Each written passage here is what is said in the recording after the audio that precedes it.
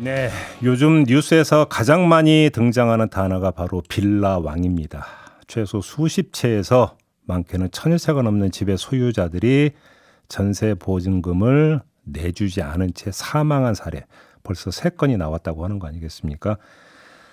세입자들만 지금 피해를 입고 있는 상황인데요. 이런 상황에서 윤석열 정부가 등록주택 임대사업자 제도를 부활하겠다 이렇게 밝혔습니다. 이게 어떤 의미가 있는지 궁금한데요.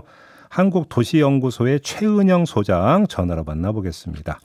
나와 계시죠?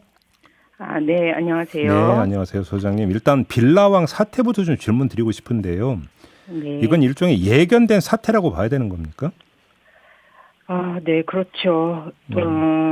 뭐 주택 가격이 하락하는 국면에서 우리가 이런 일을 항상 겪었던 일이기도 한데, 2021년 기준으로 봤을 때도 공동주택의 40% 정도의 전세가율이 80%를 넘는 상황이었거든요. 네. 전국적으로. 그렇기 때문에 이게 이러한 전세 문제가 크게 발생할 수밖에 없는 지금 상황이 만들어지고 있다고 봐야죠. 그러니까 사실은 근데 뭐 빌라왕이라는 단어가 등장하기 훨씬 전부터 이른바 갭 투자 이야기가 엄청나게 나왔고 이게 깡통 전세로 갈 가능성이 있다는 우려는 한참 전부터 이미 나온 바가 있지 않습니까? 그러면 그렇습니다. 이때 좀 이걸 예방할 수 있는 어떤 조치를 좀 선제적으로 먼저 마련을 했었어야 되는 거 아닌가요? 그렇게 만들어야 한다고 이제 계속 얘기를 했었죠. 갭 투자, 갭 투기, 뭐 무갭 투기, 뭐 이렇게 얘기를 했잖아요. 이게 이제 결과적으로 지금의 사태를 만들어내고 있는 거고 예상할 수 있었던 거잖아요. 무갭 투자라는 게 전혀 자기 돈 안 들이고 이제 집을 사서 전세를 놓는다는 거잖아요. 전세 보증금으로 집을 계속 늘려 나간다라는 것인데 그것에 대해서 대응이 필요했었죠. 그래서 지금 그 피해를 입은 세입자들께서 분통을 터뜨리는 지점 중에 하나가 어떻게 한 사람이 1,000채씩 집을 살 수 있게 했느냐, 제도적으로. 이런 지점 아니겠습니까? 근데 저는 일단 좀 지켜보는 입장에서 가장 답답한 게 세입자가 이제 주택도시보증공사를 통해서 전세 보증금을 받을 수 있음에도 불구하고 그 이른바 빌라왕이 사망을 했기 때문에 임대인의 저 도장을 못 받아서 못 돌려받고 있다. 이거는 좀 뭔가 바로 손을 대야 되는 문제 아닌가요? 근데 그게 이제 생각보다는 쉽지는 않은 지점이 있는 것 같습니다. 뭐가 그렇게 복잡한 거예요? 상속이라는 상속 절차가 복잡하기 때문에 그런데요. 그러니까 그 사람이 상속이 누군가 받기 위해서는 그러니까 누군가 지금 너무 많은 빚이 있기 때문에 부모가 바로 이제 상속을 받으려고 하지도 않는다고 언론에 보도되고 있고요. 그리고 이런 것들이 부모가 이제 거부할 경우 상속과 관련해가지고 모든 친척들에게 상속할 의사가 없는지를 이제 받아야 되고 이런 것들이 시간이 걸리는 거죠. 물리적인 시간이.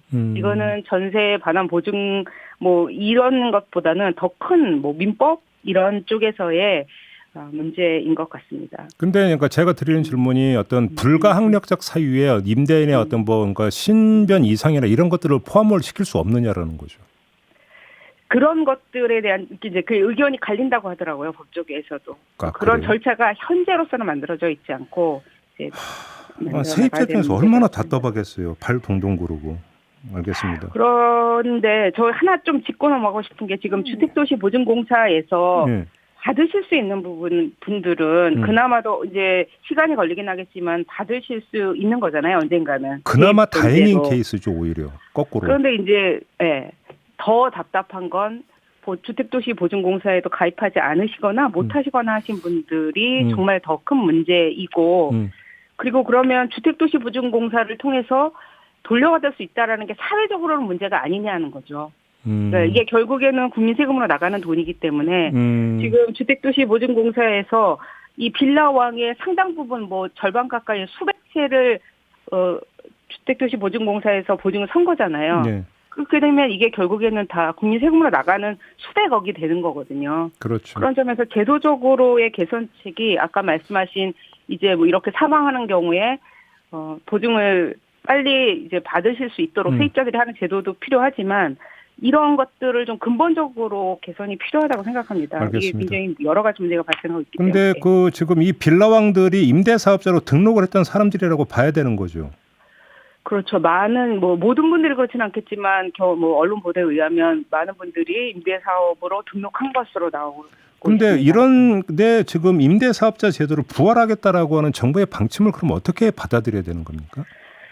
그러니까 경기 부양을 위해서는 어떤 부작용이 있더라도 이게 지금 임대사업자가 여러 가지 문제로 폐지가 됐던 거잖아요. 네, 2020년 7월에 폐지가 됐던, 특히나 이제 아파트 같은 경우에는 폐지를 했던 제도인데 예. 이걸 다시 한다라는 건 주택 시장에 그런 사인을 주는 거죠. 정부는 어떤 수단을 써서라도 경기 부양을 할 테니까 이제 연착륙을 하겠다. 그러니까 주택 가격을 부양하겠다라는 그런 사인이라고 봐야죠. 그러니까 이게 여러 주체가 있고 여러 주체의 이해관계가 이제 달라지는데 세입자의 보호에 관해서는 굉장히 등한시하고 있는 조치라고 생각이 됩니다. 이 지금 등록 임대사업자들이 천채 뭐 넘게 집을 무갭 투자로, 거의 무갭 투자로, 지금 무갭 투자가 가능하게 만든 게 아까 말씀드린 주택도시보증공사에서 주택 가격의 거의 100%까지 전세를 지금 보증을 하면서 문제가 발생하고 있는 거거든요. 근데 이런 것들이 제도가 굉장히 많은 허점이 있다라는 게 지금 드러났잖아요. 아니 그러면 임대사업자를 부활을 한다 손 치더라도 그런 제도적 허점을 먼저 보완을 한 다음에 부활을 해야 되는 거 아닌가요? 그래야 되는 거죠. 다주택자들이 너무 많은 주택을 본인의 부담 능력과 상관없이 지금 매집을 하고 있는 게 문제인 거 아닙니까? 수십 채, 수백 채, 천 채가 넘게 이렇게 하는 것들에 관해서 이제 그걸 막을 그렇다면 이게 이제 또 다른 가치, 그러니까 주택 가격을 부양하겠다는 가치에 이제 안 맞잖아요. 그러니까 세입자 보호와 주택 가격 부양은 이런 것들은 지금 서로 상충하는 가치거든요. 모든 걸 한꺼번에 할 수 있는 게 아니고. 예. 그래서 그러면 어디에 방점을 둬야 하는 것이냐라는 걸 정부가 결정을 해야 되는데 지금으로서는 정부가 세입자 보호보다는 주택 가격의 연착륙을 더 초점을 두고 있다고 봐야 되는 거겠죠. 알겠습니다. 뭐 지금 같은 고금리 상황에서는 그래서 뭐 갭 투자를 해서 뭐 돈을 돌리고 돌려서 계속 집을 사들인다라고 하는 것들을 뭐 그렇게 쉽게 상상하기는 어려울 것 같고 접근은 어려울 것 같지만 언제 또 어떤 상황이 발생할지는 모르는 거 아니겠습니까? 그래서 좀 어떤 좀 점검이 필요하다고 보는데 이 세입자가 M1 피해를 보지 않을 수 있게 제도 방책을 확실하게 좀 만들어 놓고 틀어막고 하더라도 좀 해야 되는 거 아닌가 싶은 생각이 드는데 그래 만약에 그런 차원에서 대안을 주신다면 이거는 꼭 해야 된다고 대안을 주신다면 뭐가 있을까요? 그런 면에서 참 어렵죠. 그러니까 이게 여러 가지 아까 말씀드렸던 것처럼 가치가 충돌하는 거거든요. 주택 가격을 연착륙하게 하는 것과 그다음에 세입자를 보호하는 것들이 동시에 가능하면 좋겠지만 그런 정책이 있으면 좋겠지만 그렇지는 않고요. 알겠습니다. 지금 어떤 게 더 중요한지를 관해서 정부가 정하고 방향을 정해야 되는데 예를 들면 이런 게 필요하겠죠. 지금은 소장님 조금만 좀 이제 줄여서 말씀해 주세요. 시간이 다 돼서. 네네. 주택 가격 대비 무한정 전세금을 이제 하게 되어 있단 말이에요. 그렇기 때문에 주택 가격의 일정 비율 이하로 전세금을 받을 수 있게 하는 제도를 만든다든가. 알겠습니다. 이런 게 좀 필요하다라는 말씀이시네요. 네. 네네. 자, 말씀 여기까지 드려야 될 것 같네요. 고맙습니다, 소장님.